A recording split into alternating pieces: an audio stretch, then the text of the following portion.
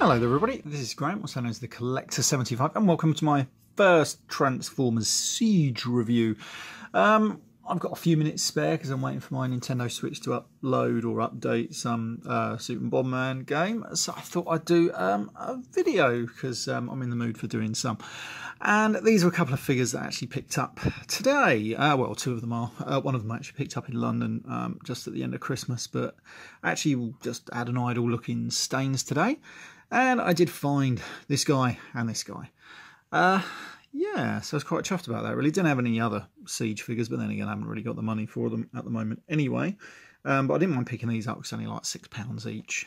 Yeah, so I bought them, and I really like them. Now, I really like them, but also they do annoy me a little bit. But I'll come to that. Anyway, right, so we're going to start off here. We're going to start with, obviously in their robot modes. But we're going to start, where shall I start with? I'm going to start with Lionizer. Obviously these are Battlemasters or whatever they're calling them. I don't know why they just couldn't stick with Target Masters. I don't really know why. I suppose maybe they're trying to differentiate them maybe, or maybe they haven't got the rights to that, or maybe they just couldn't be bothered, who knows. But either way, I like Lionizer as a little robotic wolf, lion. Well, I think he's a lion and he's a black lion. That's a bit of an odd one, but he's pretty cool. They could have called him Night Stalker. They could have called him anything, really. But obviously, Lionizer, I think, does reference his Action Master. I can't remember. Is it Blaster's Action Master partner? I can't really remember exactly. But he's all right. He's got some great articulation on these legs. They're all sort of like on ball joints. They can move side to side and just about up and down. There is no like joint on the knee joints or whatever. But you can still get him into good little poses just to pose him. Other than that, that's about it. Now, you're not going to see this, but he does have the... I'm going to try and get this to zoom in just here. Will it do it? He's got the tiniest little Autobot symbol that's been painted on I've ever seen. I can barely make it out. I'm going to see if I can get it to zoom in any further. There we go. Look at that. That is the tiniest little Autobot symbol. That is pretty cool. I'm going to put him back here. Let me just zoom back in on him. 1 second. There we go. Just adjust that. There we go. So that is Lionizer. Now, this is the standard configuration, or what it looks like on the box. And I haven't bothered reading the instructions because I'll show you them in a minute. They're a bit weird. Where he's got this like over-the-shoulder cannon thing on him. I mean, that looks right, but to be honest, I prefer just angling it back and giving him some sort of like big fuck-off tail, really, just because it sort of looks a bit cool, really, like that. Yeah, so that's Lionizer. We're going to transform him quickly up into his Battlemaster sword weapon, and it's quite nice that they haven't all gone for all guns, so to speak. The transformation isn't particularly difficult. It's just mildly difficult because I'm trying to do it behind the camera here. So these little bits just tuck into there like so, but as you do that, you've got to bring all the arms around so they're out of the way. Just tuck them in, and then these little notches on the paws here will just tab into the little thigh section of that leg there. And again, on that one, just bring it all round, and also tucks in. I mean, it doesn't hold particularly well, but it's just enough to tab it in, and so they're not flopping about everywhere. And then, of course, he does come with, what's this? This little rubber plastic translucent bit, and you stick it on there, and so it's giving him that sword swishing effect. That's pretty cool, because then you do that. It looks quite cool, actually.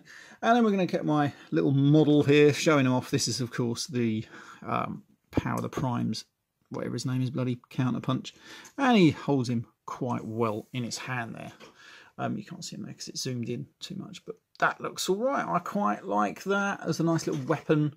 You know, it does as it is. It's pretty cool. We're going to leave him over there. We're going to start with... who are we going to go for next? Fire Drive. Now, Fire Drive, if you want my opinion, I'm going to try and turn down the brightness ever so much.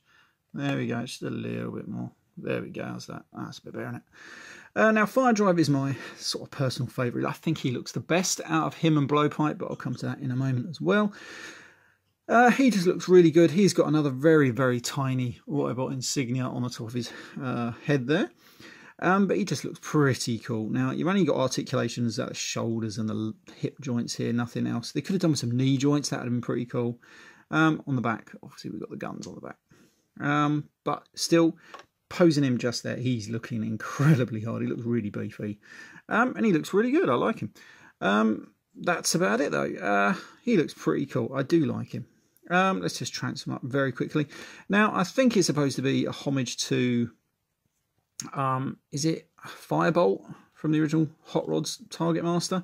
I think, but obviously the colour is a little bit off. I think he was supposed to be grey, not white. Just tuck his feet into there, and then I like it how the arms do just tuck into these little ports on his hips there, and giving him his nice little Target Master weapon look. It's not bad. I wish they'd done some extra paint or paint jobs, painting those little whatever these bits are. And he's all right now that he does come with his little translucent fire blast bits. You stick them in there like so. And there he is. That looks pretty good. There's little blast effects like that. We're going to put him over there. Now, you can imagine him holding him, so I'm not going to do that for the moment. We're going to come on to Blowpipe. Now, before I start on Blowpipe, I'm just going to show you his instructions. Have I got them here? Yep, here we go. I think these are the most pointless instructions I've ever seen. Here we go. So we've got his instructions here, right? You see, it comes this big pamphlet for this such a little toy, and then you open it out, and it's nice pointless instructions. Is it this guy? It's the same, yeah. Like, you've got all this paper, wasted paper, right? All it is for all of this in multiple languages. Completely rubbish. No one ever reads it. And then you've got the tiniest bit of instructions up there. And that is it. You know, talk about saving the bloody rainforest. They could have saved... Oh, I'm not even going to go into it. Anyway, right, so that's his instructions. Throw them back over there. And we're going to come to Blowpipe himself. Now, as is, I really like Blowpipe. I just like the colours, and he's a good reference to his Generation 1 counterpart. Now, in some ways that's not a great thing, because I can't remember if the original Blowpipe had this bit sticking right out of his chest, but there was no need for it. They could have just made him a simple remold of Firebolt here, you know, change a little bit on him, or just had it so this bit is, you know, can rotate downwards into his chest or something, not have this sticking out, because that sticks out a fucking mile. Yeah, that is the one thing that ruins this figure. And there was no need for it, really. Like I said, they could have just made it a blatant copy of this figure and just changed some of the, you know, attributes of it, if you know what I mean, like the details. Yeah, really annoying that. But other than that, he looks pretty cool, and I do like him. Anyway, let's transform this guy up. So he transforms fairly simplistically. That comes over here. Oh, without moving everything again, you're going to bring those over. You need to stick the legs together, like so, and then bring them out, and then they just are going to tab into those ports in there. Make sure they're still tabbed together, and bring them all down, and it fits nicely and snug. Again, these arms fit into those little ports on his hips, which is kind of cool, and that stops them moving around. And there we have Blowpipe in his Target Master, and that's a pretty cool looking Target Master. I really like that. I like it how they've also disconnected this bit so you could use that with someone. I'm not sure who, but you can. And again, we'll get what's his face here to model him, seeing as he's a Decepticon. And if we get Lionizer, where his name is, out of the way, he's all right, isn't he? I quite like that. I do want to find my Misfire toy. I've got him somewhere hanging around. We're going to use his little fire blast bit. Sticks on the end, and it looks like he's firing the gun then. I like that. We just stick that on the end there. And that stays in remarkably well. And there you go. You can shoot that fella down there. Oh no, he's falling over. That ain't good, is it? Anyway, right. So, yeah. So this has been the Battlemaster Wave 1. Yeah. And I like them. I really do like them. Nice little price point. Easily collectible, providing you can find them. Oh, he just don't want to stand up now, does he? Right, there we go. Pop him over there. Yeah, anyway, right, this has been Graham, the Collector 75. I hope you like this quick little review. Well, I'll say quick. It's been about 10 minutes now on 3 little figures. But there we go. I hope you liked it. I'll see you next time. Bye for now.